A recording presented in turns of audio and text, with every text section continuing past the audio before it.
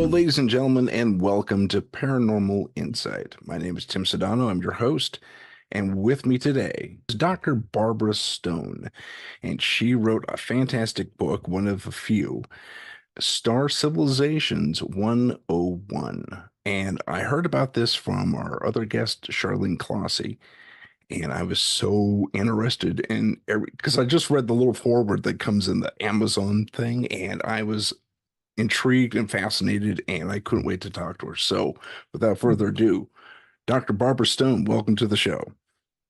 Thank you so much, Tim. It's a pleasure to be here. So, as we start out in your book, you have an introduction, and I will be completely upfront with you. I'm more or less coming into this blank, only having read the foreword. I'm sorry, not the foreword, but the description, and maybe the first half of the first chapter. So I have some of the basics down, and I've heard other experts talk on this subject. But can you break the book down in like a couple of sentences or a paragraph? Sure. We truly are not alone in the universe. There have been a lot of different star civilizations that have impacted our species. So I do an introduction to about 20 of those different star races. Now, some of them are detrimental, some are helpful, and some are neutral. Now, one reason we should look at ETs is because extraterrestrials genetically engineered our species. We are a combination of 24 different royal star races, which makes us really special. It's like the cream of the crop from 24 different races. But we have been interfered with. Excuse me. Many readers might have heard of the Anunnaki story. Have you ever heard of Oh, Enki and Enlil? of course, yes. Yeah, Zachariah Stitchin dove into that pretty heavily. yes. Sitchin's books are a good introduction to the war between the two brothers and the war between Enki, who loved the humans, was a part of the genetic engineering of the humans, and Enlil, who never liked us. And there's a special chapter on the Anunnaki in the book, which boils down to a very radical thought. May I say something extremely radical here? Of course, that's what we're here for. Okay. Well, let me preface it by saying I grew up in the Bible Belt and we read the Bible and we got points for reading the whole Bible. So as a teenager, I asked my mother, why was God so mean in the Old Testament? Mhm. Because Yahweh would get angry. Like when one of his people married a Midianite, he got so angry, he not only killed that couple, but he killed thousands of his own people. And when he ordered King David to go march against some enemies, and David counted his soldiers to just see, do we have enough? Yahweh got so angry at David for not just taking orders and do it and checking to see if he had the resources to do it, that he killed over 100,000 of his own people. Yeah. Wow. Now, does this sound like a God of love?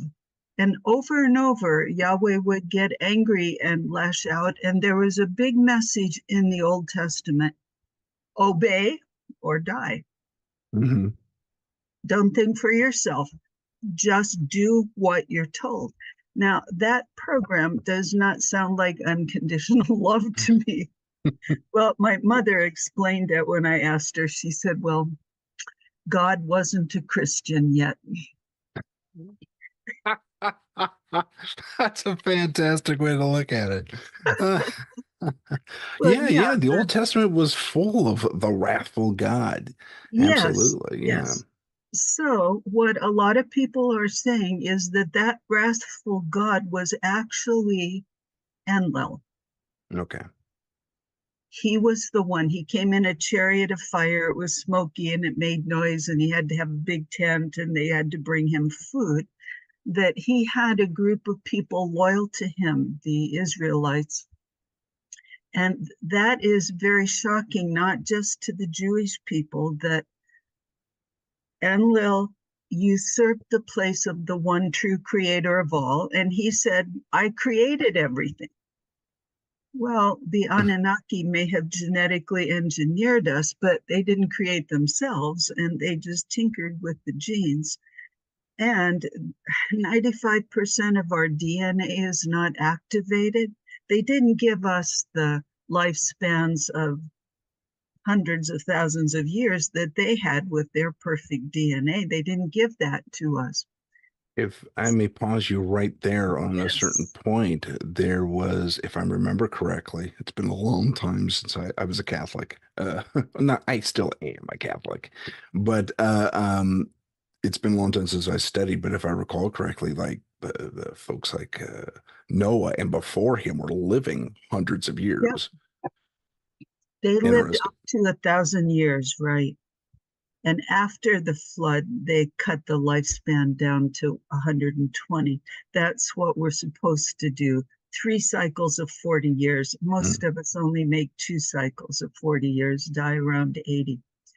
But there's something very fishy about the Old Testament God. And in church, I was brought up to believe that was God, worship him, sing praises to the God, that God really wants our worship and our praise. So as our human race is getting ready to ascend, we are leaving behind that do as you're told, worship the God, pray like this with your head down, Hmm. and instead open up to your direct connection with source of an all-loving God, and like pray like this. Yeah, you Oh, pray like great right. You creator, pray, you did a yeah, good job. hands up. Yeah. So the old way is like a reptilian force, a regressive force limiting human creativity. And some of the star races that are our cousins, our brothers and sisters who have already stepped out of their reptilian programming have been helping us. And namely the Pleiadians, the Syrians, Andromedans, and Arcturians. They are already more evolved than we are, and they're extending to us a helping hand. The races you just named, those are our names for them, right? They have their own Yes, language and yes. names for themselves. Do we happen to know what those are? What Well, those I haven't. actual names are? Just Um, curious. I'll tell you one of them. The Arcturians, we call them Arcturians. Elena Denon, which is in direct connection with many of these races, says there are 3 groups of Arcturians, and the ones that are helping us are called the Ohori. Ohori. Ohori, the Ohori. Oh, So I have a chapter on each of these races to kind of give more information on who they are, what they're about. okay. And I start out with the whales and dolphins because, you know, a whale doesn't look anything like us, but they are mammals. They Yeah. breathe, and they have been here on our planet for 500,000 years, longer than humans, longer than the other ET races. And their songs carry the history of our Earth. I had the pleasure of being able to swim in the wild with humpback whales. Oh, fun. And I had an experience that just really changed my life. It's something I want to share with everybody. I was in the water, we were watching a baby whale, and her mama was in the water, and I was with a group of half a dozen or a dozen people on a ship through an organization called Aquatic Adventures. You can find them online, aquaticadventures.com, where Is you that go on the out. east? Is that on the East Coast or West Coast? It's north of the Dominican Republic in Okay. a place, yeah. It's a place where there's a coral reef. It's called the Silver Banks, and the whales go there to mate and to calve, to have their babies. Gotcha. And each mother whale only watches her whale. They don't do any collective babysitting. So it's a hard job 24/7 trying to keep track of a youngster. So when we snorkelers find a mama in a whale, a mama that will let us watch her baby, she can kind of take a nap while the baby comes up to look at us. Ooh, you're so funny looking. I mean, we've got long flipper feet and different colors and masks and things. And they are very interactive. And while we were watching the baby, we named her Pearl. At one point I was watching the mother, and I just sent her a beam of love, and she sent me a beam of energy that just burst a bubble of limitation that I had around myself. Interesting. It was like I was a goldfish in a bowl, and all of a sudden the bowl popped and I had the whole ocean there. And she sent me a message, a telepathic message: be all you can be. Now that's for all of us, Tim, you and me and everybody listening, for the whole planet. And what I noticed about that was that before I had that limitation around me, whatever I was doing, there was a voice that said I should be doing something else. If I'm weeding the garden, the voice said you should be answering your email. And if I'm answering my email, it said you should be weeding the garden. You couldn't win. Whatever it is, it criticizes what you do. Gotcha. The self-criticizer, yes. Yes. And when she did that, that went away. And now I weed the garden, and I love being out there in the garden, and I answer my email, and I love talking to people through email. And it's not that constant criticizing myself, which is one way that we keep ourselves small. We have to make ourselves larger. And I'm going to spiritually, correct? Yes. Okay. Yes. We have to realize that we were created with practically unlimited creative potential. That's something very special about the human race. Like the Greys, they're not creative. They can't think up new things like we do. Interesting. And, yeah. Okay. So go ahead. I was going to ask if you have seen, and I think it's largely faked, but they still bring up some interesting philosophical points. There's an interview with a great alien back when Project Blue Book was still a thing, and it somehow leaked onto the internet. And there's like 4 parts to it. And my reasoning for thinking it's faked is because there's a overlap with the voice distortion.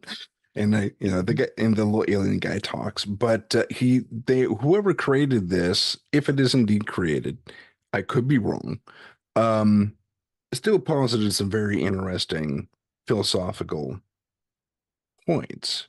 And one of the points is something you just touched on, that the Greys, this particular Grey, what he said was, he says, oh, he's asked, where are you from? He said, I'm from Earth. I'm just like from way in the future. And this is why I look this way, because we evolved to this. Do you think that holds any weight? I mean, even if this video was faked, I've seen other articles like in Omni back when that was still around. They actually projected the human evolution to look something close to a Grey. But go ahead. I'm pleasing if you could touch on that. I'll just tell you my opinion. Sure. That the Greys will use any excuse they can to try to insinuate themselves into our species. Okay. And Elena Danaan agrees with this point of view that is a fallacy. However, it is something the Greys have wanted. Now, the Greys, there's a big chapter on the Greys in my book. I'll give you a sketch outline of what's going on with them. A long time ago, they decided their problem was they had too many feelings. Have you ever Okay. heard of something like Well, that? that's in line with the Vulcans from Star Trek. Go ahead. Yeah, yeah. So they strip their emotional body. They have no feelings. They can think, and they're very highly developed in thinking, but they don't have feelings. Okay. Well, their heads got so big, the gray females couldn't get the babies through the birth canal. Wow. They lost the ability to reproduce sexually. So they have been reproducing by cloning themselves. When the body wears out, they make a clone and then transfer the memories and the consciousness into the clone. That's And then interesting you when that mentioned one that. wears out, and you have a clone of a clone, Right. as if you had a copy of a copy of a copy. And Cool. after a while, some defects come in that. So one of the reasons they want to hybridize, and their whole thing is they want to hybridize with humans, make a gray human hybrid Okay. for two reasons. So they don't become extinct, but also they would like to live on our planet and they can't breathe the air or eat the food. So if they have a hybrid with the human, they'll be able to live in our atmosphere and Okay. eat our food. So now, how are they going to get the humans to agree to hybridize with them? These big heads, big eyes, almost no chin, skinny bodies. In the 1950s, a group of reptilians, and the reptilians and the grays work together. Grays are sort of like foot soldiers for the reptilians, Are they a and separate species or were they a developed species or? it may be that the reptilians genetically engineered the grays to do some of their work. Some Okay. of the gray species, the little short grays, they're all androids. It's the Oh, I've heard taller that. grays. I've heard that. Okay, so you talk about the Yeah, taller ones that are closer to 5 or 6 foot. yeah. Okay. Extremely telepathic. They can just look at you and know all your thoughts. And the people who've been abducted say they could read their minds just by looking at them. So the it's quite a story. In the 50s, a group of Nordics, these are tall Scandinavian looking people who live in the inner earth, came to President Eisenhower and they gave him a warning. They said, there's a ship circling around the equator and they're bad dudes. Don't make any treaties with them. You can't trust them. Right. And the Nordics said to Eisenhower, we will make a deal with you. We will help you advance spiritually and learn how to treasure your planet, but you have to agree to give up your nuclear weapons because they cause way too much destruction, Let not me just on Earth. pause. Let me pause you and interject something really quick. For those of you out there who don't know, this is that missing week in Eisenhower's history during his presidency, where they said he had some dental work done. I'm sorry, please continue. Yeah.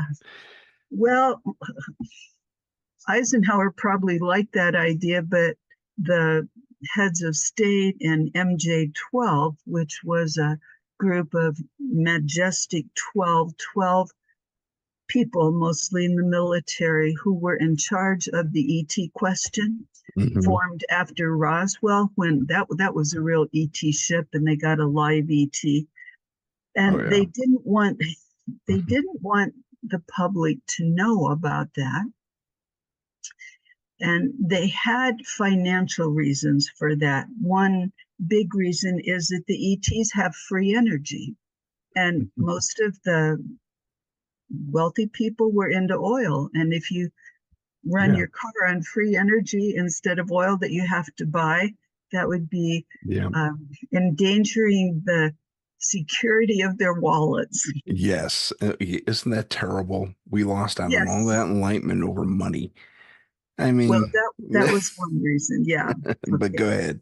Okay. So then the ones in the ship orbiting the equator came. They were a long-nosed reptilian race. They said, we're from a planet named Betelgeuse and our planet's dying and we need some help. And we would like to do some experiments on humans and cows, and we won't hurt them. Well, they didn't say they wouldn't hurt the cows because they take all their blood.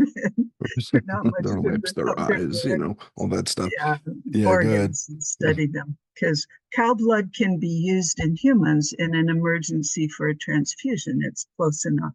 How about that? That's intriguing. Yeah. So they Isn't said, pigs also, aren't pigs also compatible?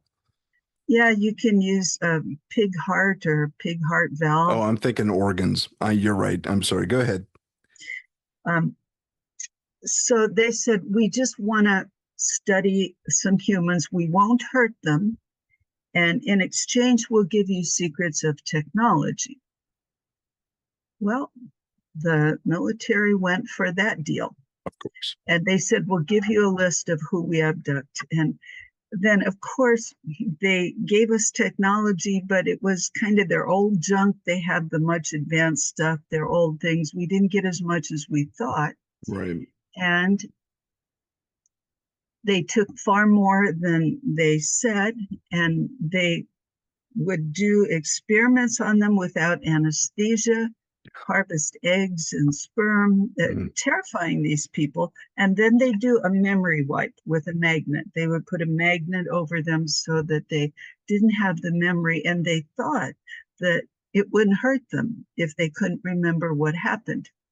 Okay. But we humans store emotions in the cells of our bodies, and their bodies knew they were traumatized. They didn't know why. Right. Then there was another thing that happened in 1952. There was a flyover of Washington, D.C. Oh, by sure. homes and spaceships. Right, right. That was famous. That was in the news even. Yes. Yes. And it was inversions from swamp gas or something like that. Wasn't that when that excuse That came was down? the excuse. Yeah. But it was that there was a breakaway from Nazis in World War II. They went to Antarctica and they were working with the reptilians. The reptilians made a deal with the Nazis. They said, we'll give you a spacecraft, you can reverse engineer it, and we'll give you 1 million cloned soldiers, very expendable, right? Wow. And you win World War II, and Hitler would be the king of the world, and he would be the mouthpiece for the reptilians to bring in their new world order that they want. Wow. Well, That's insane. yeah. So they didn't win the land war. So they went to Antarctica. And we, after World War II, we sent down Admiral Byrd with Operation High Jump to clean out the Nazis down there. But instead, their advanced spacecraft came up out of the water, shot our planes, just demolished them. And they had to turn hightail and come home because they had extremely advanced technology. With the flyover, that was their letting our government know we've got much more destructive power than you. So when they came to make this treaty with Eisenhower, it's sort of like, well, we'll bomb your country to smithereens unless you sign this agreement.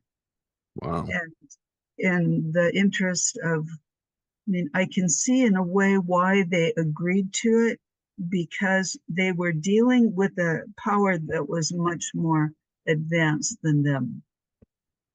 Now, Gotcha. the Nordics have been at war with the reptilians forever.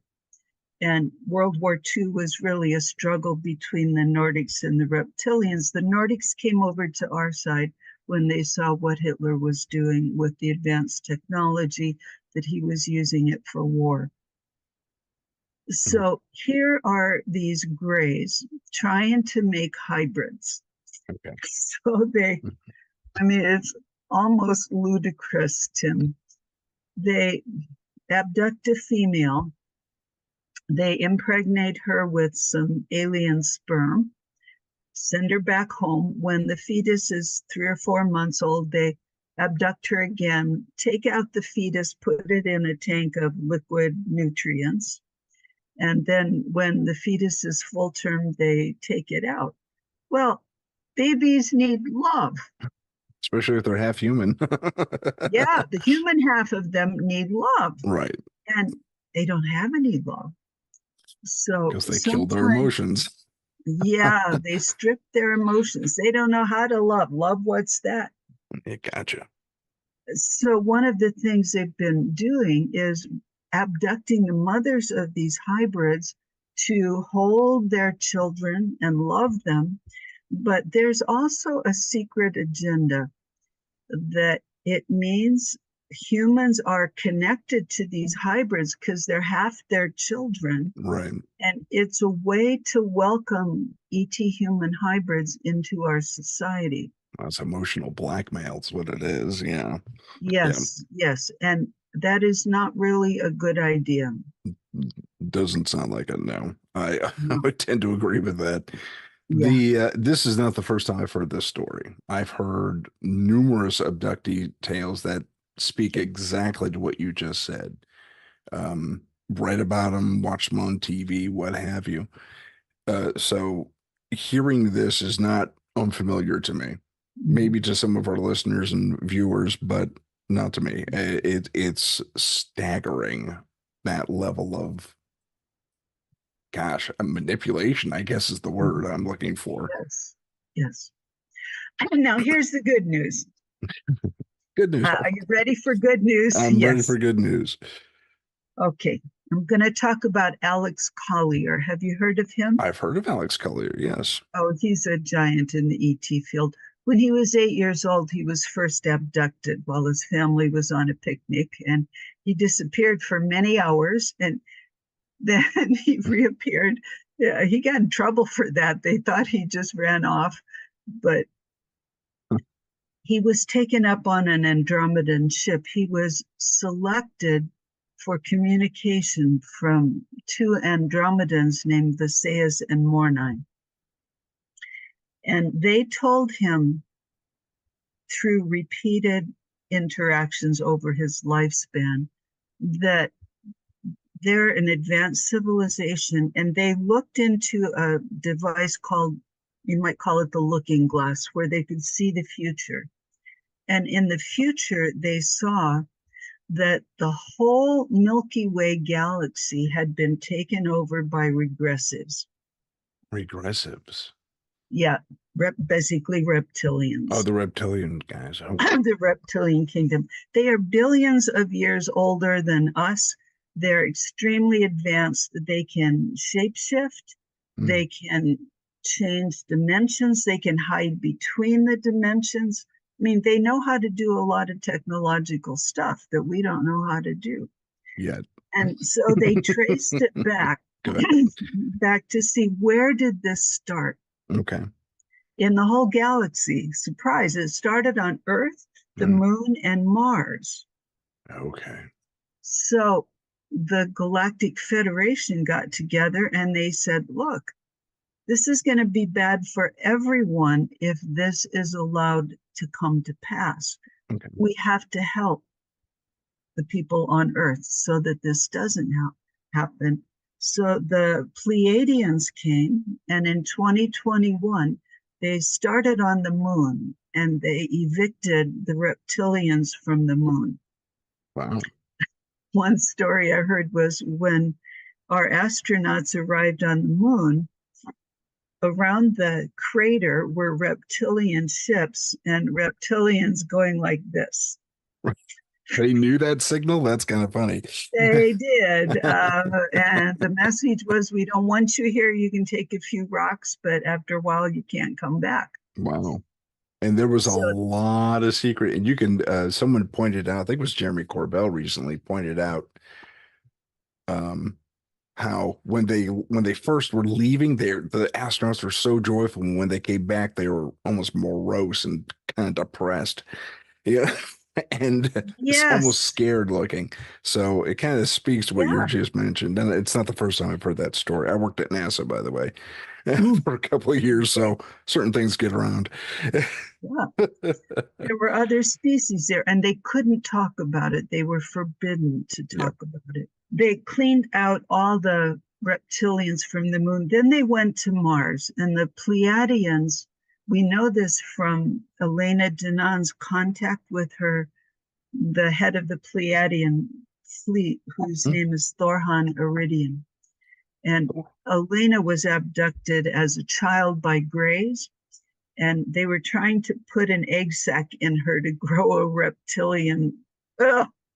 Oh, Oh, wow. yeah, that was really bad. Well, Thorhan found her, rescued her, killed the Greys that were trying to do that. And they had implanted her in the center of her brain with a tracking device, and they couldn't take it out without killing her.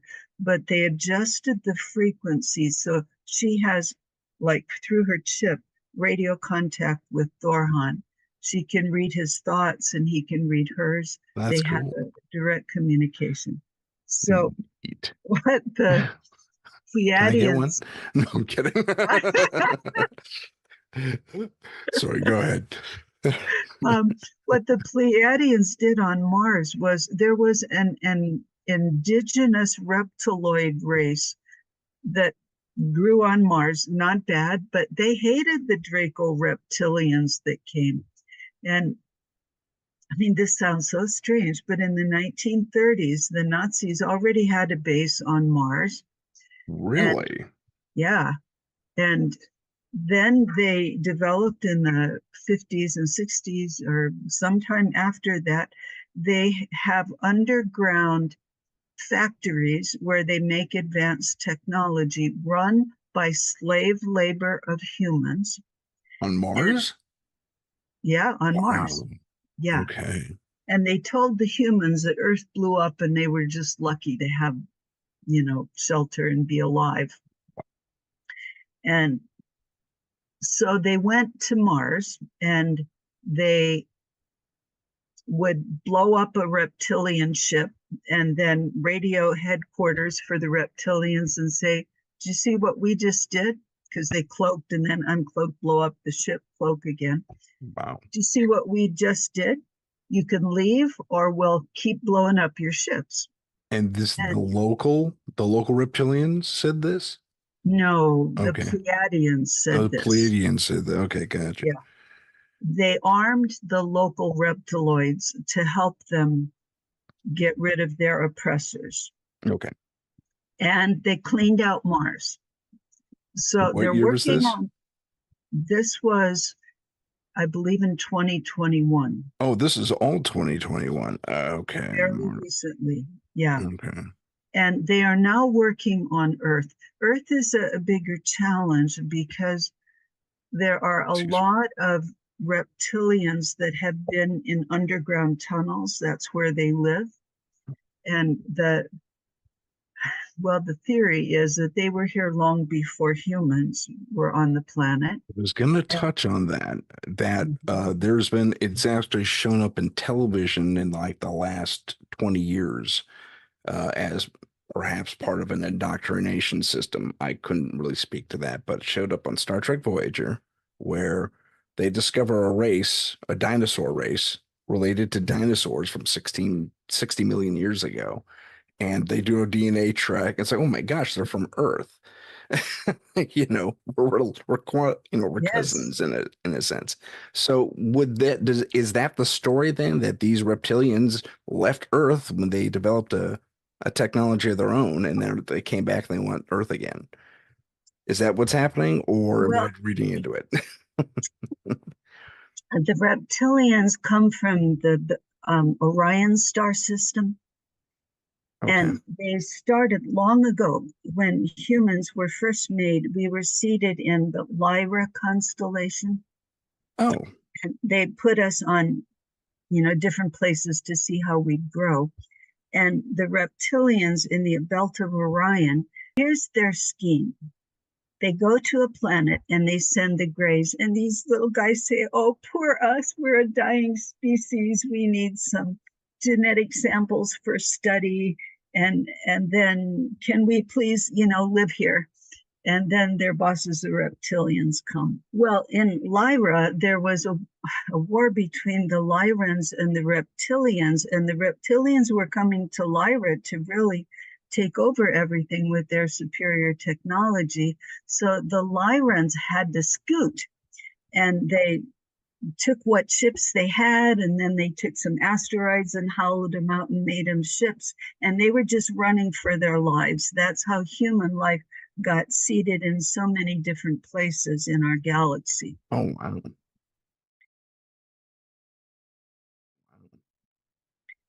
And the seeders of our genetic structure, the 24 seeder races, would plant humans here and there to see how do they do in this atmosphere with this food source.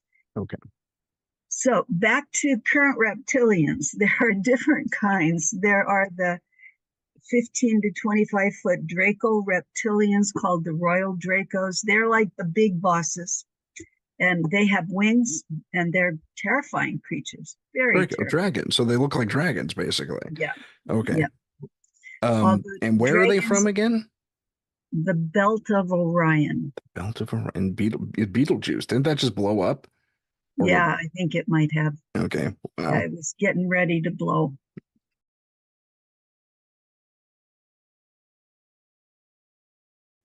The Dracos are the Royal bosses. Dracos were evicted by the Earth Alliance, our star friends. They got rid of all the Royal Dracos. What we believe is there are no more Royal Dracos here now. And that's a very good thing. No kidding. That's awesome. There are shorter 8-foot tall nagas, and there are many, many different reptilian species. And Wow. even one of the reptilian groups in Orion said to themselves, you know, this service to self, this isn't getting us anywhere. Enlightenment. Oh, wow. Yeah. Okay, And good. they broke away and they said, we're going to do the service to others plan. Can you imagine that? Yes. All right. Yes. And there are some gray groups that may have broken away and left the thing. Okay. So now for the grays, how did they deal with the grays? This is such an exciting story. I probably don't have all the details right, but the Pleiadians knew that the grays are run by artificial intelligence. They have a hive queen. They're all connected.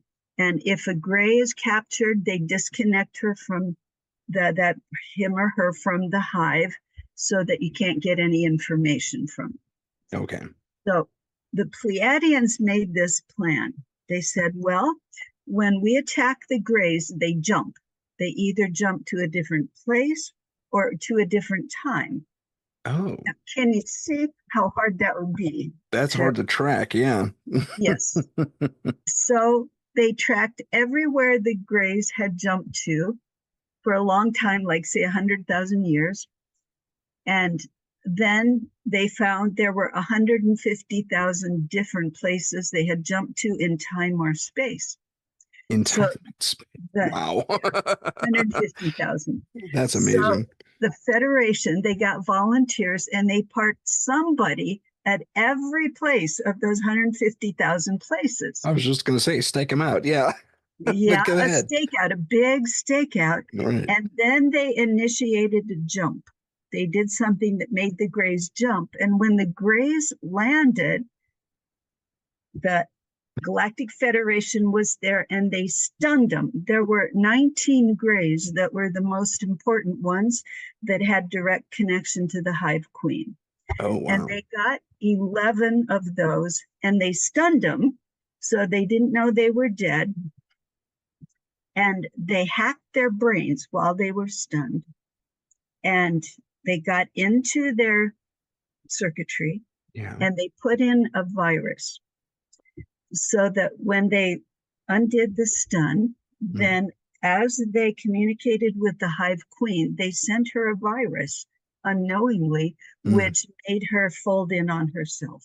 Wow. And they set all the grays free from their Hive Queen. So the grays are like, oh, what do we do next? And Maybe these we'll, are the little android grays? yeah. Okay. Well, the 6 or 7 foot tall. Oh, okay. I'm sorry. Go That's, ahead. yeah. So that's what they did to the grays. So I believe the grays are no longer such a threat as they were. Now, there's always cleanup work to do. And in the underground tunnels, there are still some of the 8 foot Naga reptilians that Now are that's doing interesting. You say Naga because that's an Indian term for a monster there called the Naga. And really, it's reptilian. Yeah. yeah, It's like a human looking snake yeah, thing, and they bite you. They're almost like vampires, but it's a little bit worse because they poison you, they bite you, and anyway, it's a whole thing. It's pretty gross. yeah. But So Elena Denon has pictures of the Nagas in her book, A Gift from the Stars. It's a wonderful book. 2 books Elena has, The Cedars and A Gift from the Stars. The Gift from the Stars, cool. and it has pictures Oh, of it is the little pictures of the various races. Now, drawings of all the different look races. at that. Yeah, That's impressive. yeah. Oh, it is. That really And is then impressive. the Cedars is about the genetics of the human race and the 24 races that made up our genetics. So, So, go ahead. go ahead. Oh, I was going to ask, jumping back a bit, sorry.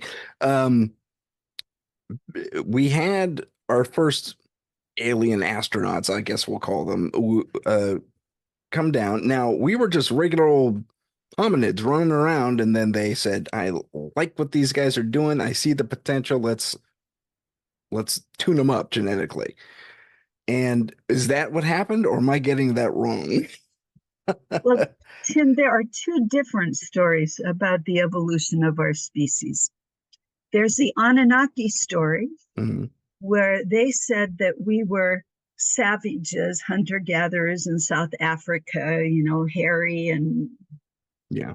catching giraffe to eat or whatever, and that they upgraded our genetics, that they crossed the genetics of that early one with Anunnaki. Well, they tried fertilizing, it was probably Homo erectus, an early hominid with Mhm. Anunnaki sperm, but things were so different it didn't take. Okay. So they did a bunch of genetic experiments, and they eventually designed a man to make for a gold miner, because the Anunnaki were here to mine gold. They wanted Heard our that too. I've resources. heard that too. That's amazing. Go Yeah. ahead. They made a gold miner, and they called him the Adamu. Adam. Adam. Got you. Yeah. And then they needed a bunch more, so they tried cloning him, but that was a long process. So then they made a female, and they tried to see if they could reproduce. But Enki, he was the scientist there, and his sister Ninma, and that they couldn't reproduce. Well, Enki's son Thoth looked at it and said, they've only got 24 pairs of chromosomes. They need 26. I think, do I have that number right? And so Mhm. he put Enki to sleep, and he put his sister Ninma to sleep, and he took from Enki's bone marrow from his rib and put it Interesting. into the Adamu, and took from Ninma's bone marrow and put that in, and upgraded the humans to have 26 chromosomes. And then all of a sudden they could reproduce. And when Enlil found out about that, he was furious. Now we have the Adam and Eve story, and Right. it says that the Right. serpent came to Eve and said, "You've been forbidden to do this." Now there's an author that wrote a book called The Naked Bible, Mauro Biglino, and he says that the original text for "eat the apple" means to have sexual intercourse. So Eat the apple means him. Okay. Okay. Okay. he says the true story is that Enki had sex with Eve, and that's how they got a Us. human. Yeah, us. Well, however it happened, the Right. Anunnaki story is they upgraded us from Right. these savages to good gold miners. And the other story is that the original humans were gorgeous, tall, powerful, extremely intelligent, had civilizations on the planet, Mm. and that the Anunnaki dumbed us down so that we would be good slaves. Interesting. So are we talking about Lemuria and Mu and all these other supposed ancient civilizations in Atlantis that were out there? Those were there before their arrival in this story? Well, I'm not sure where the ancient humans that were dumbed down came from. Okay. Atlantis was after Enki was involved with humans. Okay. And I think Lemuria may have been after that too. Okay. So you can see whichever one seems truer. Well, they both have facets, don't they? I They mean, do. there may be even the reality may be a blend of both stories. Yeah. Okay. So the Anunnaki, the reptilians, and the Greys have been the three ET races that have really had an impact on our civilization and our culture. The reptilians set up a method to rule the humans through kingship, and early priests were kings. And the idea was that you had to obey your king, your priest, the pope, whatever, and don't think for yourself. And that's the basis of all religions, basically, on the planet, except maybe Buddhism, is Hmm. that you're to worship and do as you're told and keep the rules. So now, as we evolve, one of the rules, like in Catholicism, is that only the Pope can talk to God. Well, he's the He's, voice of God. Yeah. he's the voice of God. He's the only one that has a direct line. Right. And then the Pope tells the cardinals what to do. They tell the bishops, they tell the priests, and the priests tell the people. And if you, like Joan of Arc, talk to God directly, you get burned at the stake because it's not allowed, especially because God said, go fight the English, and she was French. Right. So as we're evolving and stepping into our power, we have to rethink everything we were taught and find where truth is, and find that by its resonance in our hearts. That when we say something that is true, it has an energy to it. Okay. Okay. Okay. So true intention, truth in Yes. what you're putting Mhm. out there. Yeah. Okay. Let me say a little more about the Arcturians. Okay. They are a race that, what I believe is that once they were in third dimension, just like us, and the reptilians came to attack their planet. And they all, around their whole planet, they joined in prayer, connecting to source, and they ascended like into the fifth dimension. Like that? Yeah, they just Wow. went. So the This, reptilians get there, and gee, there's nobody here. How about that? There's nobody to kill and eat or harvest or enslave. And they're up in the ninth dimension now, and they really want to help us. So, in the work I do, and I am by training a social worker, I have a doctorate in clinical psychology, and I developed a way to deal with emotional and mental problems by including the spiritual realm. I call it soul detective. And I saw that on your website. Yes. Go yeah, ahead.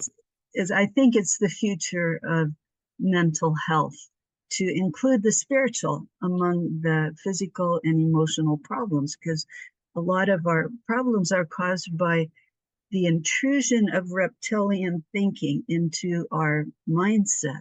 And And that's we not all have necessarily, I'm sorry, and you're that's not necessarily direct influence. That is, our society in general being influenced by them. Is that correct? well, it's two ways. We Okay. all have a reptilian brain. We Oh, have that's the primitive brain, right? the Okay. primitive brain that wants to survive. Okay. And we are part reptilian. The royal reptilians were included in us because if we were just too nice, you're walking down a jungle path and a hungry tiger comes and you say, "Oh, eat me. I'll just go to spirit and come back again." The species might not have survived. We Yeah. learned to run or Right. We'll climb a say, tree or "Hello, Mr. something. Tiger. Are you hungry? Here, right Yeah, here." yeah. So we all have that, but also what we've seen is that reptilians can put thoughts into people. They can insert thoughts that are not really their own thoughts of danger, scarcity, you're not safe. And when we're scared, we can be controlled. Uh, yeah, that's true. So the Arcturians help us with the reptilians. And Tim, this is what they do. If there's a reptilian interdimensional, you can't see it. There's no thing looking like a naga sitting in their living room. This is a spiritual interference and a sucking out of their life force. If we ask to remove them, the reptilians are blasted by a beam of unconditional love from the Arcturians. You nasty reptilian. Love. And That's awesome. love is the one thing the reptilians have no defense against. And so Unconditional they love. beam up the reptilian to their ship, and the reptilians, And we just have to pray for it, basically, or ask for it. we ask for it. Okay. We always work in sacred space in an octahedron of golden light. That's a double pyramid. Oh, We lovely. ask for that shape around us when we do the work, and we call in spiritual helpers. The higher dimensional beings raise the frequency of the workspace. And love really is the solution for everything. It's fascinating. I had Charlene on. She was my last guest before I took my break. And she said, I asked her the question, what's the one frequency that everyone needs right now? She said, it's the love frequency. So it It echoes is. exactly what you just said. It is. Now, I want to say something about the soul detective work. It's not dualistic. It's not exorcism. If we find a fallen angel looking like a demon, we don't cast it out. That's exorcism in the Catholic Church. What we do is call in Archangel Michael and help the fallen angel reconnect with the spark of the Creator's love in its own heart. Remember why it was created and get it back to its job of being a good angel. That's impressive. I mean, that's amazing. Well, that actually sparked a question in me about the Nephilim, and where they come from. Where do they fall into this entire, I don't know, coterie of various individuals? Well, I think Sitchin said the word Nephilim meant those who from heaven came down to earth. Right. So that means ETs. Okay. And some Christian groups demonize the Nephilim. They say they're monsters, that they mated with humans and made monsters, and the monsters want to take over the world. That's a fear-based program in my evaluation. It sounds like it, doesn't Yeah. it?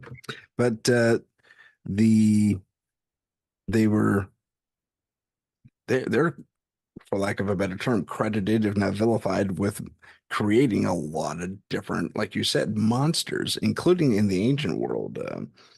Yeah. Well, So, yeah, one of the books I read said that originally when they came and they did their genetic experiments and they created humans, the humans just ran amok. They were uncontrollable. So they asked for help from the seventh dimension. They said, please help us here. And the seventh dimensional people came down and killed them all. And they said, well, that wasn't exactly what we had in mind. We wanted you to make them better. But they said, well, it is so bad. We have to just start all over. Wow. So there are a lot of stories to explain why things are the way they are now. And you can't understand it if you just look at us as a species developing by evolution. You have to look at the interaction with ET species, with star civilizations. Now, I want to say a couple other good things. We have Solar Warden, that's part of our Space Force, which space starts at 60 miles above the Earth, and then that's everything out there. All right. And Go ahead. we have, Sorry, my phone went off. Go ahead. oh, we have extremely advanced technology in our Solar Warden program, and we are getting ready for if the reptilians or any other nefarious space groups try to come to Earth, we know how to eliminate them. They're Their working Space on Force? Space Force, Solar Warden. Yeah. Outstanding. Yeah, that was one thing that when the military used to be very compartmentalized. You had the Air Force, the Army, the Navy, and they all had their secret programs, and they didn't talk to each other, This and is they true. wouldn't share secrets. So in the Space Force, there's communication and sharing because we are all on this planet in it together, and there's cooperation with the Russians because they have Space Force things, and I mean, we are protecting the planet. Tim, we have to stop fighting our brothers on the surface of the ground you and are preaching unite. to the choir. I'll tell you what, Yeah, I couldn't agree with you more. yeah. I couldn't agree with you more. I think half these things are avoidable. You could talk it out probably in a day if you sat down and thought about it for a second. Um, I mean, yeah, it's ridiculous, but hopefully we'll get there pretty quick. I hope so. I hope so. I really, I pray we do. I don't often say that, but I pray we do. Yeah. Go ahead. Well, the White Hats, assisted by ETs in what's called the Earth Alliance, we have star friends that are helping us with this underground battle. For instance, I've heard that the Pleiadians gave our soldiers special goggles to see interdimensionally because the reptilians in the tunnels will go hide, like here's third dimension, fourth dimensions at right angles. They'd hide at 3.5, so you couldn't see them. And they put on these goggles, and then they could see, and they know where to shoot their particle beams into.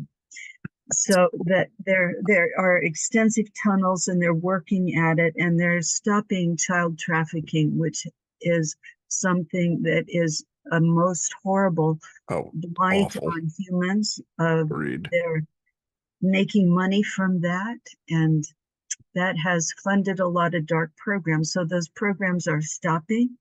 I believe they have stopped the adrenochrome factories, which is drinking the blood of traumatized children. Right. I've heard of it. Yeah. I've heard of that.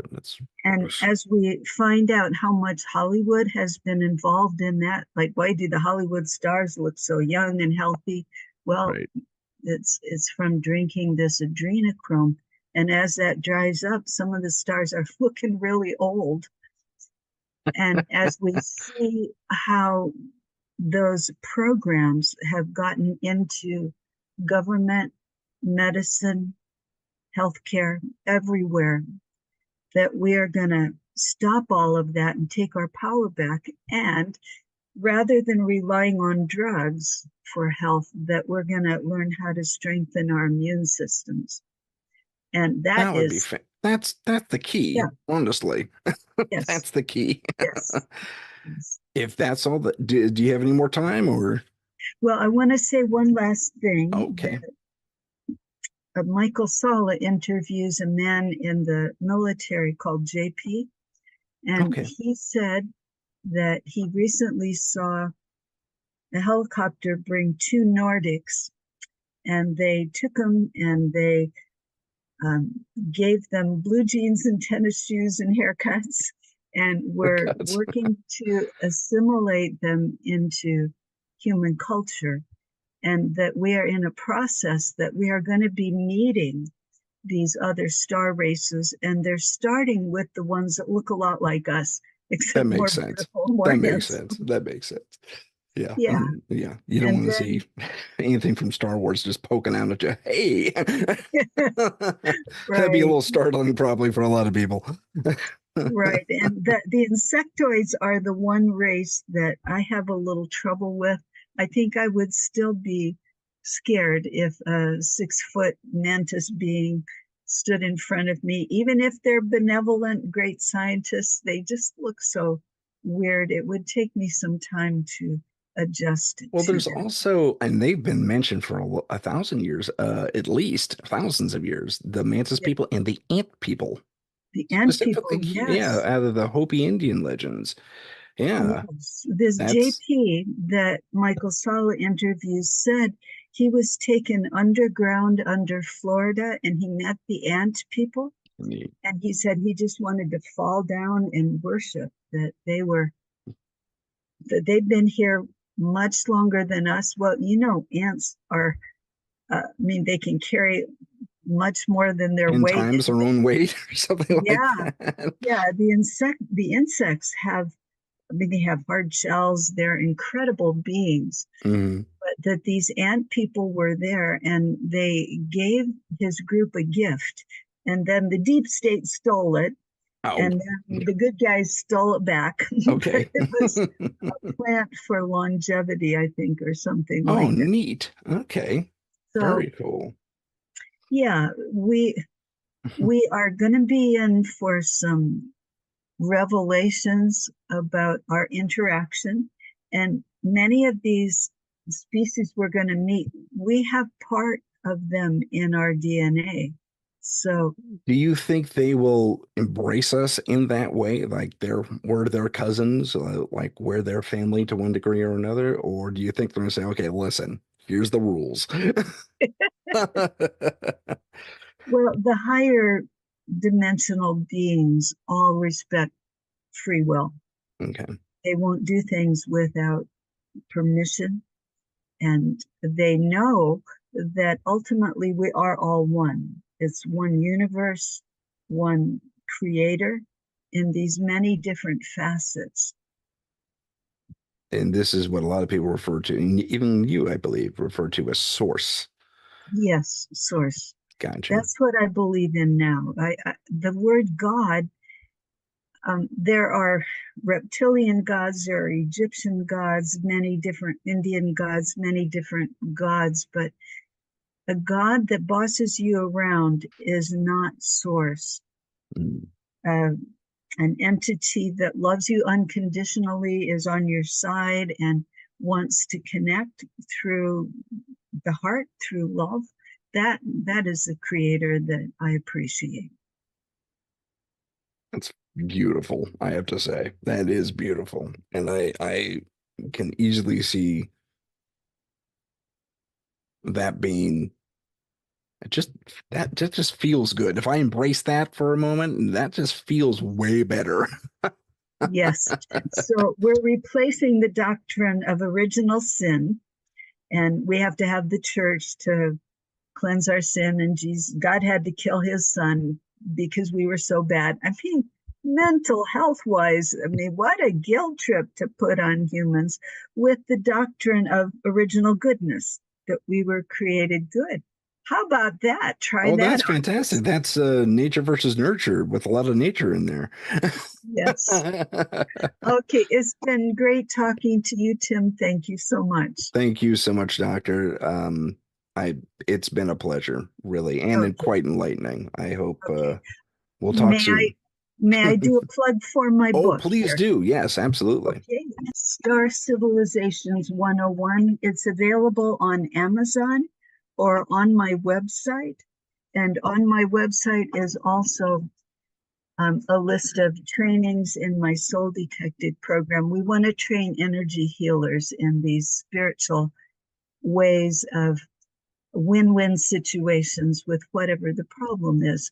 And my website is Soul Detective, spelled S-O-U-L, like your immortal soul, souldetective.net. Oh, that would be great. Thank you so No much. problem. Thank you, Doctor. Once again, very enlightening. Great discussion. We'll have to have you on again because we barely touched the tip of the iceberg on this whole thing. So Okay, if and you're, we could have my husband, Robert Alcorn, a retired psychiatrist. We could have him on too. That would be fun. hey, why not? Let's bring you both on. Okay. Hello, ladies and gentlemen, and welcome to Paranormal Insight. I'm your host, Tim Sudano. With me tonight is Dr. Barbara Stone and Dr. Robert Alcorn. Did I get it right? I hope A so. mouthful. Yeah, well, it is for my poor mouth. So welcome, Dr. Stone. Welcome back, Dr. Robert. Thank you for joining us today. Give me a brief introduction on who you guys are and what you do and all that fun stuff. I am Barbara's assistant, chauffeur, lawnmower, and carrier of luggage. I'm a recovering psychiatrist. I retired after 50 years of doing that. Wow. And for 20 plus years, 24 years, I've been pursuing a study of subtle energy healing. And this led me into learning about shamanic healing, and then to meet Barbara and doing her version of healing, which she calls Soul Detective.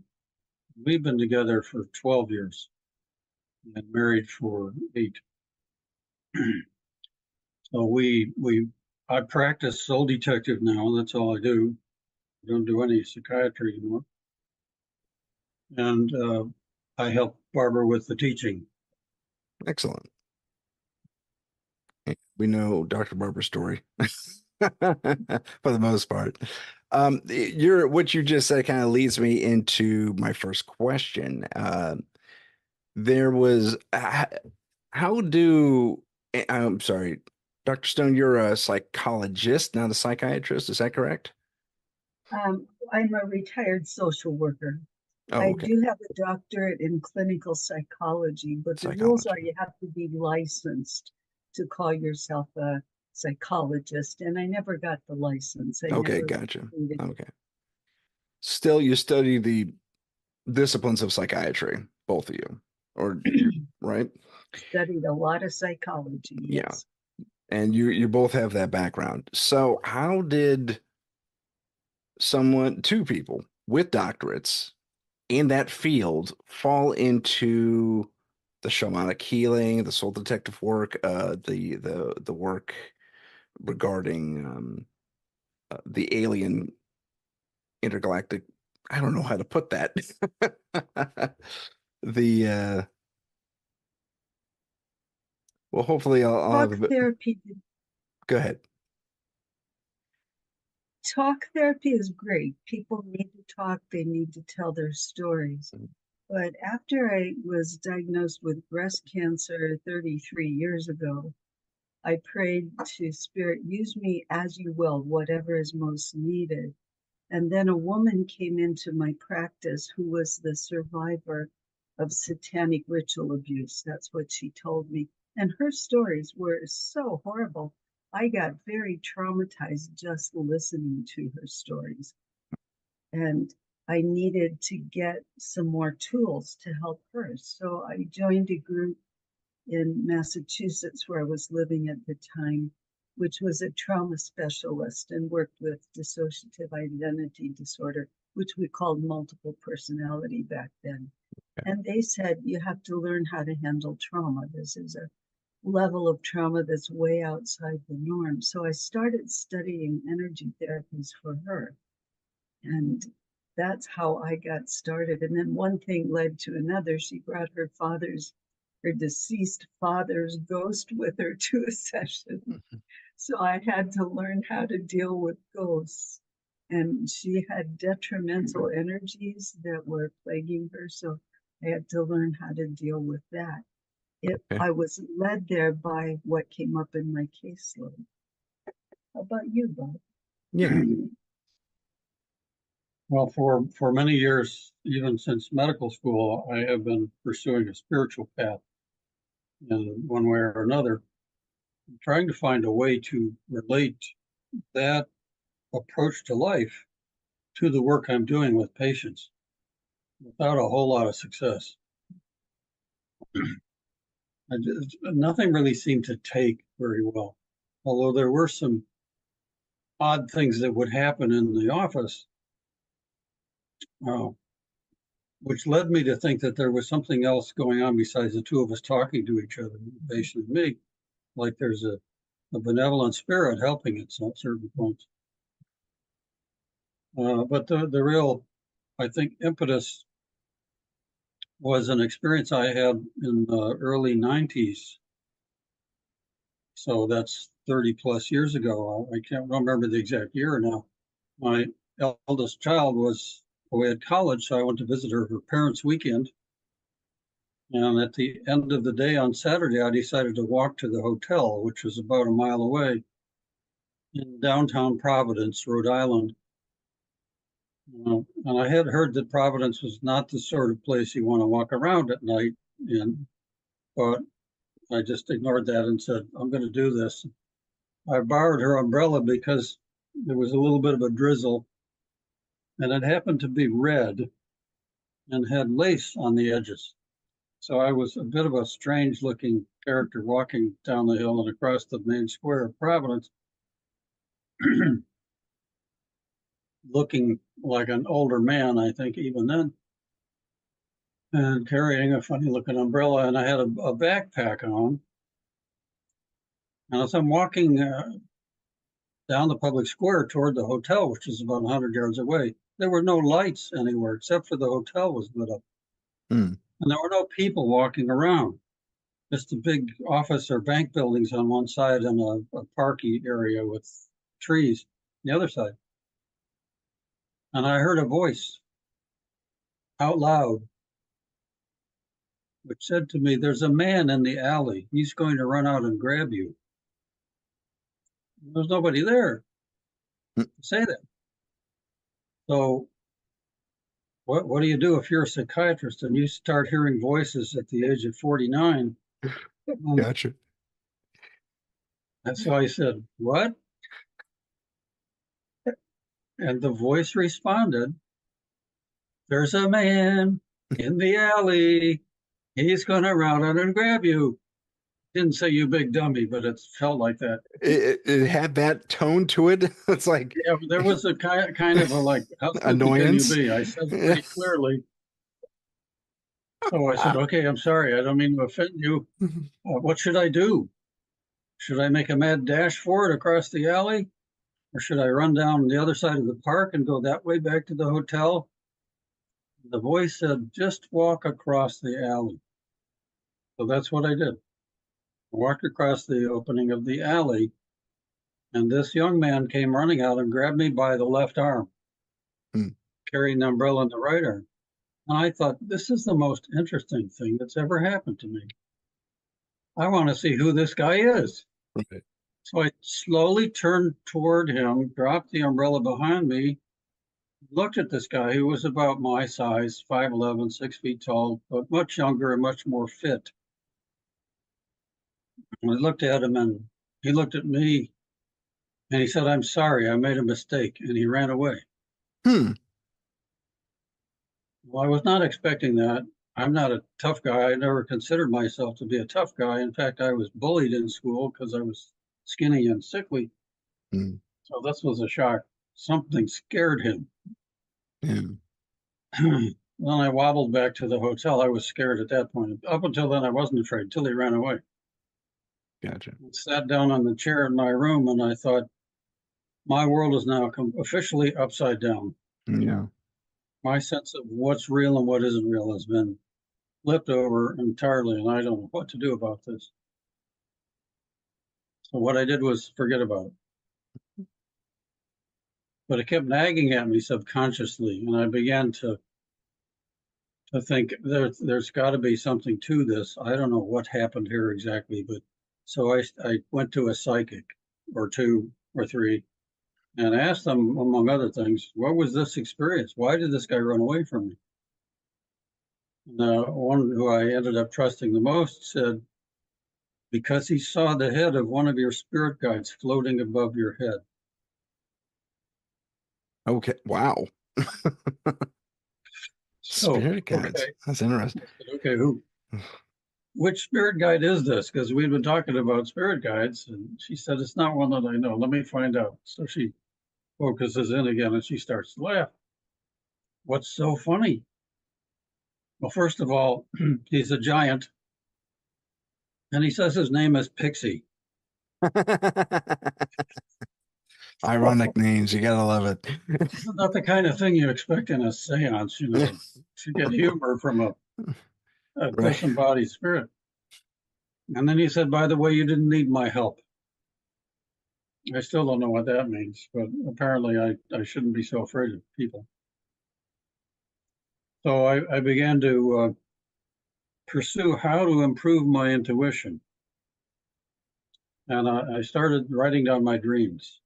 Oh, I began to get some clarity from dreams, some messages. And one of them, just to make it very short, gave me some hints that directed me to study subtle energy work, hands-on energy work with a teacher named Rosalyn Bruyere, who's pretty well known for that. She's based in California, and I went to a bunch of her workshops and started studying with pupils of hers who lived in my town, Cleveland, Ohio at the time. And that's how I got into doing hands-on energy work. and And then that's one thing, is that I'm sorry, is that also known by Reiki? Am I thinking of the same thing? Reiki is a different discipline. Okay. It's similar in some ways, but Rosalyn's teaching comes from the Hopi Nation Okay. Gotcha. and spirits who talk to her. She's very clairvoyant and sees energies and all that stuff. And the Hopi approach to dealing with white people is that they really need to be grounded. Their auras are 3 feet disconnected from the earth. Aura starts at about the waist and goes up. So everything starts from the feet on the ground. And Reiki is more connecting to the Reiki guides that are up here somewhere, out in some other dimension. Rosalyn wasn't very impressed with Reiki, but I think Reiki, whether it's good or not, depends a lot on who's doing it, what other disciplines they've been open to. I've had some Reiki done on me, and I've gotten, what do you call it? Attuned. Mm. And but I don't recall what I do Reiki. It's whatever Rosalyn said it was. Touch Okay. healing, she called it. I don't do much of that now. I learned later about shamanic work, and the group I was with studying soul retrieval, which is a native practice. Hmm. They were all excited that there was a psychiatrist in the group. Out of 58 people, there were 2 psychiatrists. It's pretty amazing. I never saw the other one again after that. Well, But people would come up to me and say, this is amazing that a psychiatrist is coming to take this training. You really ought to learn depossession. You've probably seen a lot of people who are possessed. in your And I said, practice, well, that was the suggestion? 30 years of practice, I've never seen anybody who was possessed. Okay. So the face drops. Oh my God, he's closed after all. What's he doing here? Gotcha. But there's a piece of advice from the 12 steps, which I had learned through my association with people who are in the 12 steps, which is that if 2 or 3 people tell you the same thing, you probably ought to listen. I love these little bits of stuff from the 12 steps. So I started taking the depossession training, and I did that for quite a while and studied with Betsy Bergstrom, who is a shamanic teacher who teaches that. And then I met Barbara because I made a video of doing a depossession with one of my patients. And I did a presentation of it, and she came to the presentation. That's how we met. No, that's fantastic. Right on. So, okay. So, Dr. Barbara, what brought you to that class? Well, one of my students was the organizer for that class, and she Oh, called me up and she said, Robert Alcorn is coming to speak for our metaphysical group, and he does similar work to you. So I want to plan it at a time when you can be there. So I looked at my calendar and I found a date when I'd be back from Costa Rica for the winter. And then also he needed a PowerPoint projector. So I brought my projector. We had some email communication before that. excellent. Outstanding. She got us together because she spotted that we did similar work. Oh, that's neat. That's cool. So, now you kind of answered it, but I guess I'd like a more firm answer, for lack of a better term. How does your current work gel with your more clinical backgrounds? I mean, there's obviously a collision there between what, yeah, big time, like Rams and stuff. uh, Between, shamanic work and clinical psychiatry. So, did you reconcile this somehow, and if so, how? Well, I don't see it as a clash. Let me talk about medicine in general. Okay. I would have died 5 times if it weren't for Western medicine. From Mm, starting when I was 8 weeks old and had pneumonia, then my appendix ruptured, then cancer, wow. many other things. So, and I just had surgery to improve my eyesight. And it's amazing what Western medicine can do, but it doesn't go far enough because it only deals with the physical body. We also have an energy body, Yeah. and acupuncture helps regulate energy flow. We have an emotional body, which is what talk therapy is usually about, dealing with your emotions. We have a mental body and a spiritual body. And traditionally, they leave out the spiritual world. But there are so many things from that body, which is bigger than all the others, that affect us. And my talk therapy training and diagnosing people and sending them to the psychiatrist when they needed it, it just didn't go far enough. It doesn't solve the origin of the problem. And I wanted to get to the root of what was making them ill. So I added that to talking and making a relationship with someone, which is the heart of any therapy. How about you, Dr. Robert? Well, that's been a big problem. There is no place in the Diagnostic and Statistical Manual of the American Psychiatric Association for normalizing the hearing of voices. There are people at Yale actually who are studying voice hearing from an open-minded point of view, not starting from the assumption that it's a pathology. Oh, well, that's encouraging. So that's a little bit of interesting. I don't know what they're doing now because I don't pay any attention to Main Street medicine anymore. Gotcha. Um,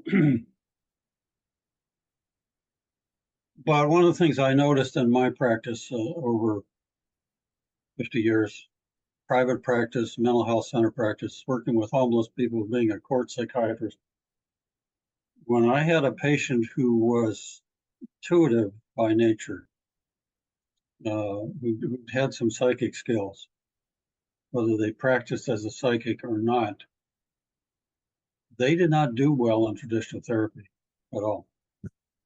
And the medicines, particularly the antidepressant medicines, the SSRI, serotonin type drugs, tended to agitate people like that.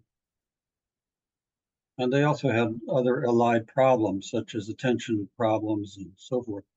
And the first problem they had was trusting a psychiatrist.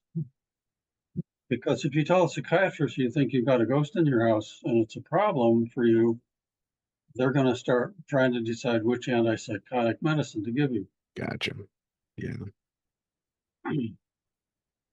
But I discovered by my own experience that ghosts can cause emotional problems. The way I discovered this was when I was in the depossession training. It was a 5-day intensive at a nice retreat center in Oregon. On the first day, the teacher, Betsy, was describing the phenomenon of spirit attachment. It's not always possession. There are various degrees to which a spirit can attach to a person. Right. Anywhere from taking over the whole person and running the show, or just barking at them from outside. So here's this list of the signs and symptoms of spirit attachment. It was a complete compendium of every known psychiatric symptom. I read that and I almost fainted. What am I going to do now? Everything I've been doing in my life, my professional life, it's got the wrong intellectual basis altogether. Wow. So I'm watching to listen to the talks and so on. And periodically somebody in the class would get agitated. There were about 30 people. So she put them in the middle of the class, do a depossession on them. So we got to see a number of demonstrations. Because when a person was getting agitated, it was because there was a conflict between the spirit attached to them and the host. Gotcha. Okay.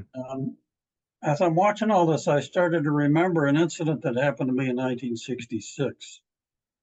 That was the year I graduated from college. I went to Europe for the summer. And I was in an art gallery in Italy looking at some painting I can't remember the name of now or who painted it. And in a gallery I was alone. There was nobody there, not even a guard. And I felt someone attack me from behind. That's what it felt like to me. And I had a panic attack. So I had to leave the museum. To my chagrin, I found out you can't just come back in, you have to pay again. I was just a student, you know. Right. At any rate, that was one of those things that was anomalous and strange because I was not prone to panic attacks. And then I forgot about it, of course. So here I am 41 years later, 2007, thinking about that repeatedly. It's like I'm getting obsessed with that memory now. On the second day, I realized that was a dead guy. That was the spirit who jumped into me. Because I could recognize the phenomenon now. This was one of the signs of spirit attachment, is a sudden panic attack. And he was listening to the same lectures I was. Through my eyes, he's watching all this stuff. And he'd figured out what his situation was, apparently. Then I started to feel his head sort of partway out over to my right. Like he was separating from me a little. Then it was my turn to get worked on. But we were working on each other by then. And the person who was paired up with me was, in her professional life, was a short order cook in a diner. And the poor thing freaked out about the idea that she was going to do the psychiatrist. So they had to call one of the assistants, the class assistants, to come over. And they did their little thing, and it was kind of a voluntary dissociation between knowing who I am and who this other thing is. Then I could communicate with him mentally. He told me his name, that he was British. He'd come to Italy on holiday, and he had taken his life by jumping off a building. So this guy has been riding around in you for 44 years? 41 years. 41 years? And some really remarkable psychics and healers had worked with me, and nobody said, "Bob, do you know there's somebody else in there?" Nobody said that. I think Rosalyn might have known it, but I don't think she wanted to tell me because she didn't want to deal with that. Gotcha. It's not in front of everybody. Anyway, she never said anything. So I guess he could hide well. That's probably the reason. I guess so. Part of that. So at any rate, once he figured out he was actually dead and that suicide was not going to send him to hell, he got sent to the world of light. And I stopped having any depression.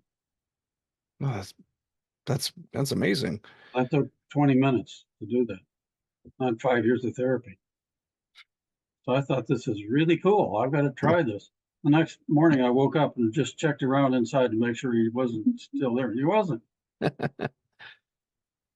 In fact, my wife, second wife, not Barbara, when I got home from that, noticed a change in me, and she said, "What's happened to you? You're not Eeyore anymore." Yes.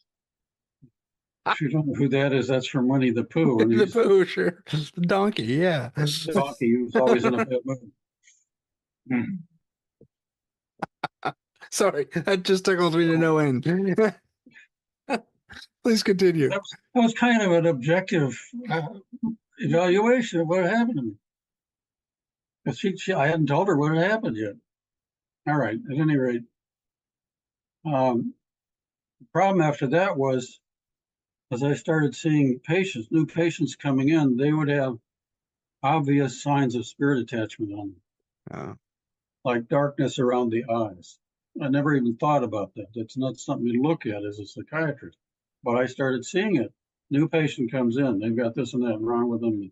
They just came out of the state hospital and are on 6 meds for 6 different illnesses, blah, blah, blah. And what's really happening is they've got somebody there that's not them inside. Now, how am I going to deal with this in the context of a public mental health center? So I tried to figure out ways to do that, being the medical director of a center where the other doctors didn't seem to want to stick around. And I did. I worked there for 16 years. So I acquired a certain, what shall I say? I was the 800-pound gorilla. I could kind of do what I wanted to a certain extent. And I could control my schedule. So I would schedule an hour for follow-ups for some of these people, not 15, 20 minutes. And try to work a way of getting into doing something like hypnotic work. Gotcha. So in the context of doing, let's say, mindfulness meditation, I could lead people to discover that there's something inside that doesn't belong there and start dialoguing with it, which is what I learned from Betsy Bergstrom. And I did some of that in that setting. And sometimes it went really well.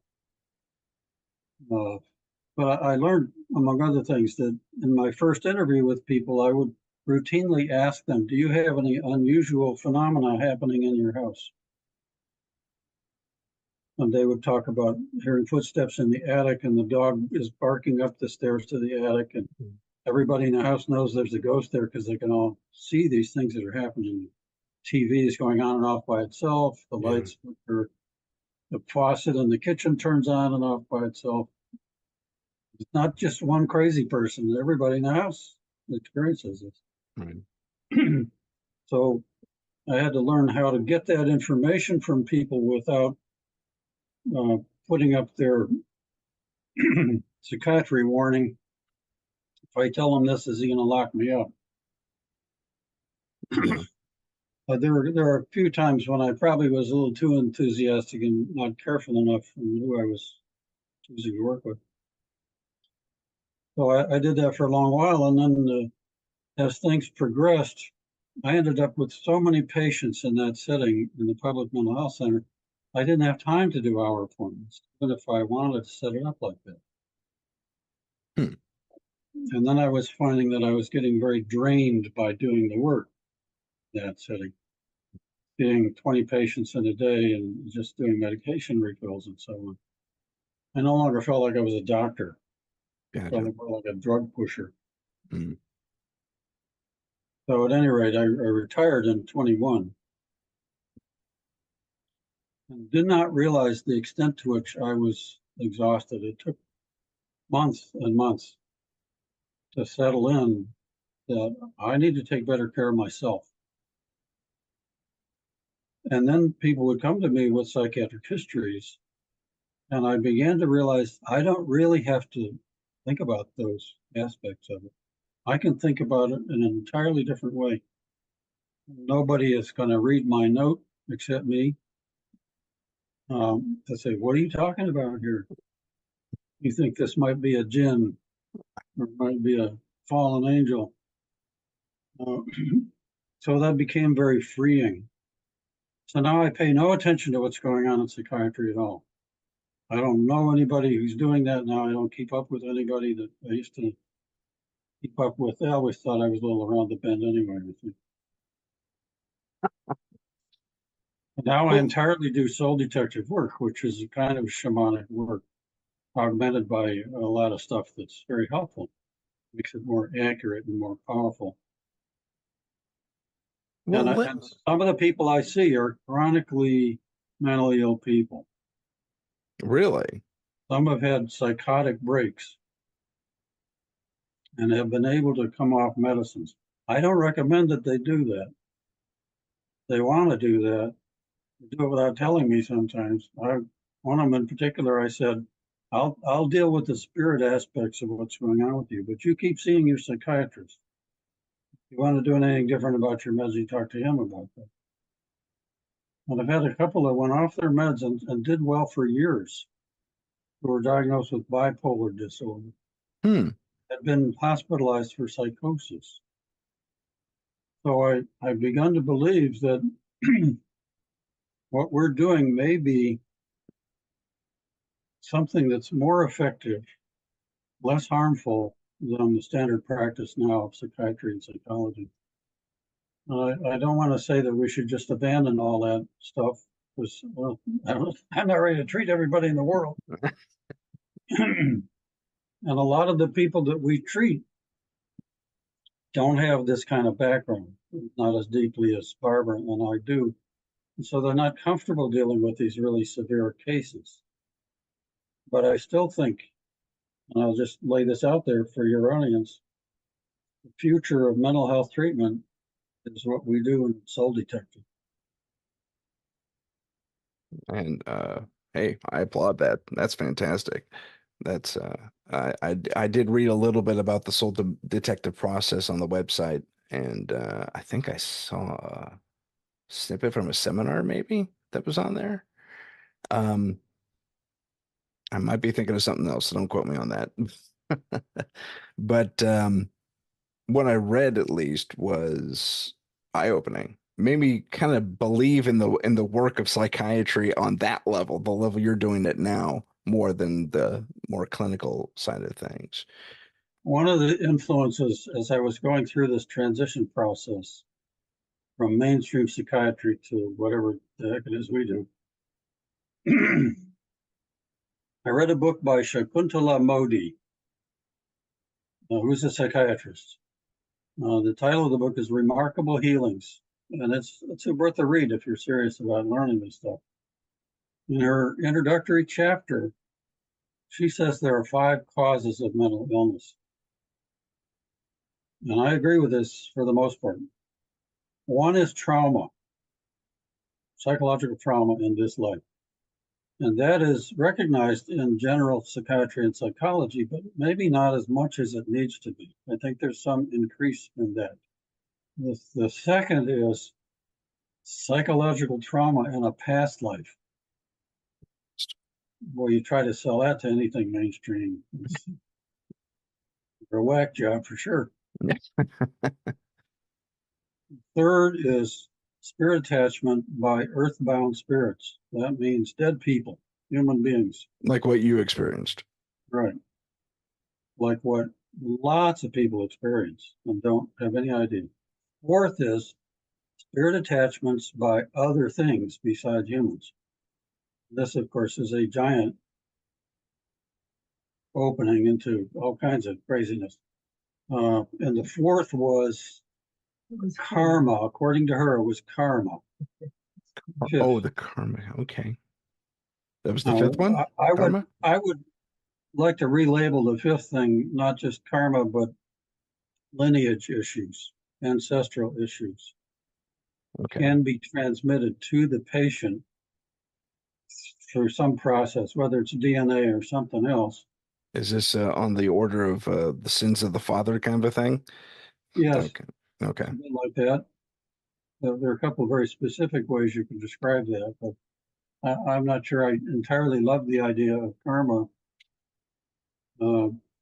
but there's something else there that's not an immediate spirit attachment. At least it doesn't look that way. So nowhere on that list is disordered neurotransmitters.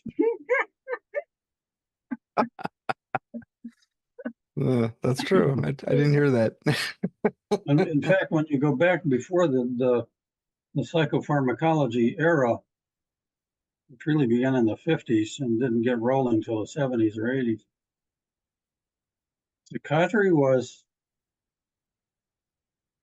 very much aligned with psychoanalysis, which for all its flaws, distortions of human life, was based on the idea that what people were suffering from was understandable in terms of emotional conflict and early trauma. Okay. But it was hampered by Freud's assumptions about things, and people didn't like all of that. And a failure to relate the impact of trauma to the way the nervous system handles trauma. We're much better at understanding that now in terms of how the autonomic nervous system responds to assault and escape from assault and so on, and everything that falls from that. So there's more of an emphasis on assessing adverse childhood events. There's an ACE score. Some kinds of psychotherapy really pay close attention to that in a way that's a little more independent of the psychoanalytic Freudian kind of approach. Gotcha. So when you get psychiatric training now, it's all about the make a medical diagnosis and give them a medicine, and somebody else is going to do the therapy. Wow. That sounds rather backwards to me. That's where it is now, especially in public mental health. The psychiatrist in a mental health center is there to write the scripts, and the therapy is done by other people, mostly young people just out of training, who've learned some kind of psychotherapy technique. Lacking a lot of the things I think I learned in the 70s when I was in residency. I was learning how to listen to people and talk to people from the old guard who had been doing this for a long time and focused on how to relate to the patient, how to get them to say what they need to say, how to learn how to listen. And then there was a shift at some point in the 80s, I think, when the big mouths of psychiatry at conferences would get up in front of the audience and say, no more of this open-ended question stuff. You ask the person, tell me what's going on with you, something open-ended like that, and then you listen. And then you listen some more. And then you say, what else? Until when you say what else and they say, I don't know what else to tell you. Then you can do your checklist. That's how I learned it. And we were being directly told, don't do that. Wow. You have to ask them, how many hours do you sleep at night? How much weight have you lost or gained? Checklist stuff from the diagnostic manual. Wow. So you end up looking at the screen on the computer to make sure you're following the steps instead of looking at the person you're talking to. So, Tim, what's your other question here? My other question was regarding, tell me a little more about the soul detective movement, I guess we'll call it. The training is for therapists who have people come in that the tools they have aren't enough to get to the origin of what's going on with them. So we teach a method where the first step is to get centered. And on my website, on the homepage, there's a list of some YouTubes I made talking about centering, doing centering exercises, because you got to be in the middle of your energy bubble for the healing to get in and last. So if you're not centered, either it never gets in or it gets in, but you weren't really in it, so it doesn't endure over time. We use a way of getting information about what's going on that relies on the client's inner wisdom. If we're in person, we'll muscle test, like have them hold out a thing, say, my name is Robert Alcorn. My name is Robert Alcorn. Say, my name is Robert Acorn. No, I'm going to say my name is Joe Biden. Old. Okay, so that's not true. When we say something that isn't true, our muscle response unlocks. It twitches or it goes off kilter or something. You can't hold it. Right. It gives away. We call it unlocks, whereas it locks to a response that's true. Since Gotcha. we work over the internet, we may surrogate for that person, like we tune into their energy field and then either use a pendulum or a finger muscle test to see Okay. what's going on.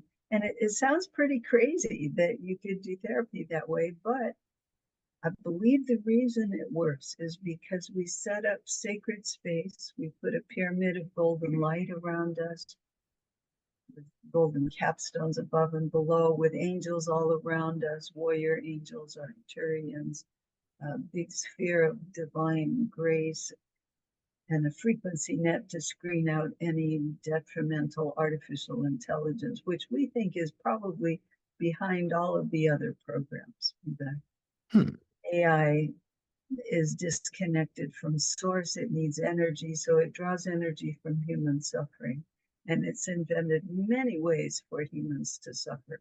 So whatever's going on, we find it and we ask for a priority if there are a lot of things going on. Sometimes there's just one thing, sometimes there are 7 things. Take them in order. And with the help of the person's spiritual guidance team and our own spiritual guidance team, we have a separate way to deal with each thing. The Catholic Church has a procedure called exorcism, where if something bad is going on, they kick out the thing and send it to hell and lock it up.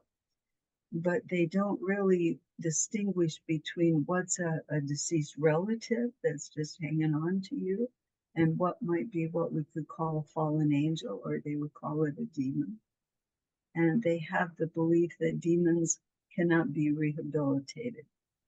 Well, we have a different point of view. We want to see if it's Uncle Jim that's attached to you.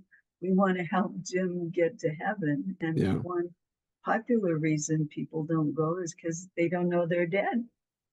Being dead is so much like being alive. You see everything, you hear everything.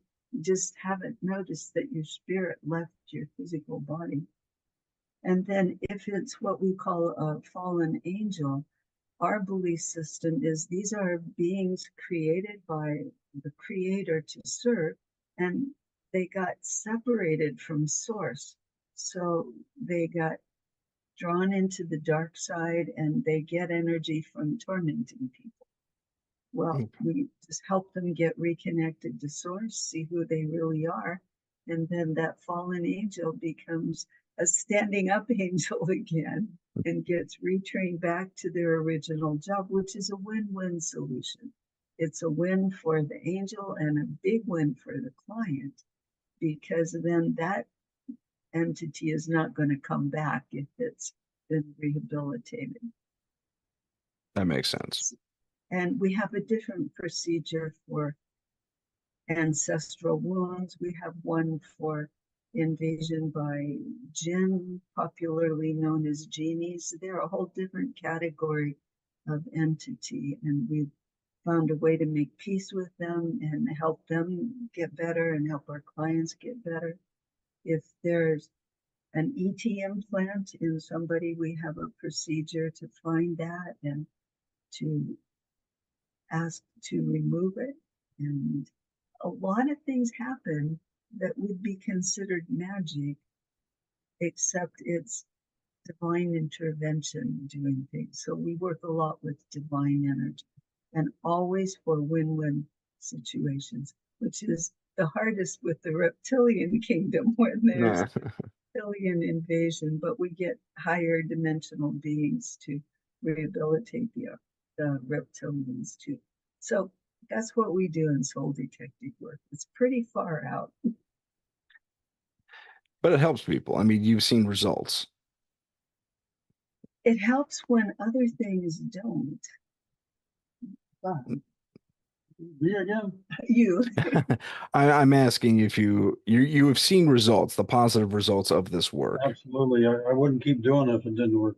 The reason I Okay. do this is it works. And it works better than what I was doing before when I was obeying all the rules.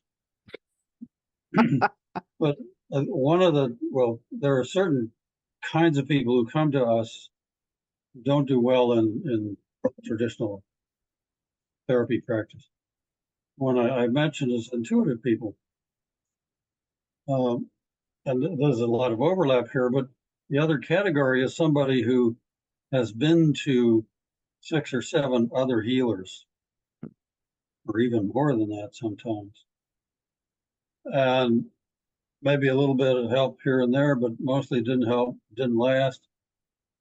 So we're kind of the court of last resort in a sense in many cases. And then what we find is the stuff other healers don't like to think about and don't want to deal with. Many healers are very uncomfortable with dealing with dark entities. It's even a vague way to say it, but that's how it's often referred to as dark entities or negative energies. It sounds even more vague because what we're talking about is conscious beings who have it in for us, who don't like us. They're exploitative of us. They want to kill us because we're human.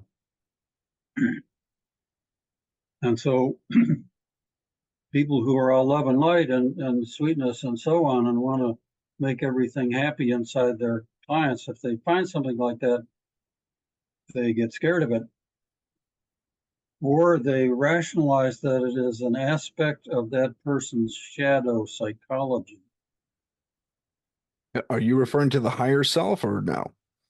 No, Okay. I'm talking about the theory that if a client believes they're being attacked by a dark entity, they may have an experience that's telling them that. The healer may conclude that this is really their own psychology Oh, being externalized by the client, him or herself. gotcha. And it's interesting to run into that theory because it's another way of kind of blaming the patient for what's wrong with you.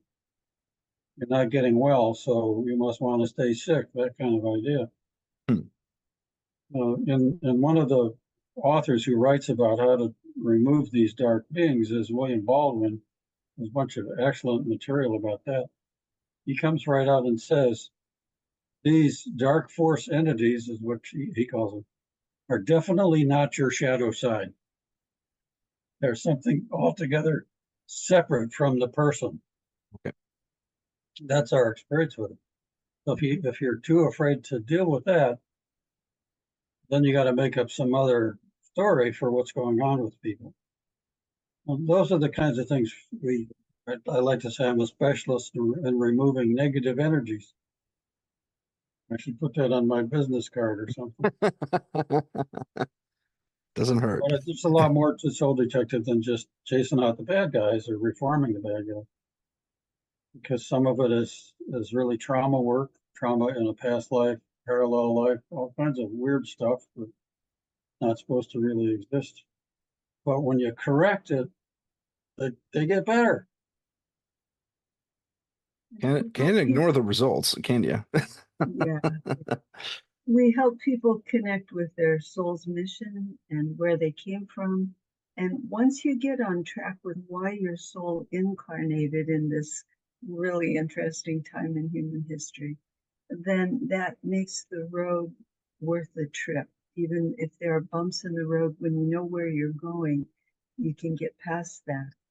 And it just makes people blossom. We watch people who go through the training, and they're like a flower that just opens up as they clear off everything. We practice on each other in the training, so everybody gets a chance to get a lot of treatment as we work. It's a 13-day training. Wow. Usually it's taught in 5 different weekends, some 2 days, some 3 days, usually online, except in Bulgaria. they're all together in a room. Then after that, if it's a method that somebody really wants to master, we have a certification program where we get together, share cases, I watch people work, there's reading assignments and an ethics course. So all of that's on my website. And we're looking for people to become teachers, to take the course if it's really meaningful to them, get certified, and then because we believe that in the future, mental health care will be more complementary, that not just the emotional body and the mental body, but also this whole spiritual realm that affects the mental and emotional. That it's just so much more effective, and therapy is so much shorter and longer lasting. And they get to pass it on too. You know, they learn the things, they get to pass it on. The techniques, they get to learn. I can't talk today. I'm so sorry. If they get to learn your techniques, they get to pass it on. So I was trying to say. Yeah. So let's go back to dark entities real quick. Are you of the mind that there are not demons or a hellscape entities, I guess we'll call them, or where do we land on that? Or are they fallen angels that can be rehabilitated?